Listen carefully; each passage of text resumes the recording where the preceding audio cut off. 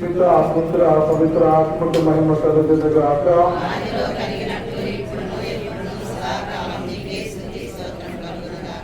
పరిశుద్ధ పరమ దివ్య సప్రసాదములకు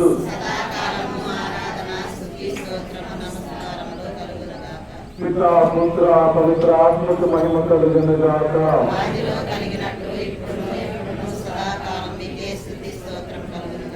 పరిశుద్ధ పరమ దివ్య సప్రసాదములకు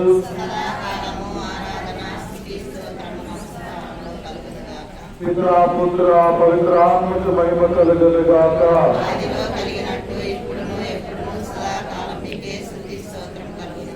క్రీస్తునాథుని యందు ప్రియ సహోదరి సహోదరులారా, ఇప్పుడు మనమందరము కూడా ఈ అపరూపములో మన మధ్యలోకి విచ్చేసిన ఆ యేసు క్రీస్తు ప్రభువుని మన పురవీధుల్లోకి తీసుకుని వెళ్తూ ఉన్నాం. మరి ఈ ఆరాధన క్రమంలో అందరూ భక్తియుతముగా దేవుని స్తుతించుకుంటూ ఆరాధించుకుంటూ ఆరాధన గీతములను పాడుకుంటూ అందరము భక్తి శ్రద్ధలతో ఈ ఆరాధనలో పాల్పంచుకుందాం. అలనాడు దావీదు మహారాజు మందసమును దావీదు పురవీధులలోకి తీసుకుని వచ్చినప్పుడు అందరూ ఏ విధంగా ఆరాధన చేస్తూ ఆ దేవాది దేవుని ఆహ్వానించారు. మనము కూడా మన కుటుంబాలలోకి, మన గ్రామంలోకి, మన గృహాలలోకి ఆ ప్రభుని ఆహ్వానించుకుంటూ ఆయన ద్వారా దేవుని పొందడానికి ప్రయత్నం చేద్దాం. పరమాపిత దేవుని ఆరాధించేదం మనము ఆరాధించేదం. పరమాపిత దేవుని ఆరాధించేదం. హల్లెలూయా హల్లెలూయా గీతం పాడుదా.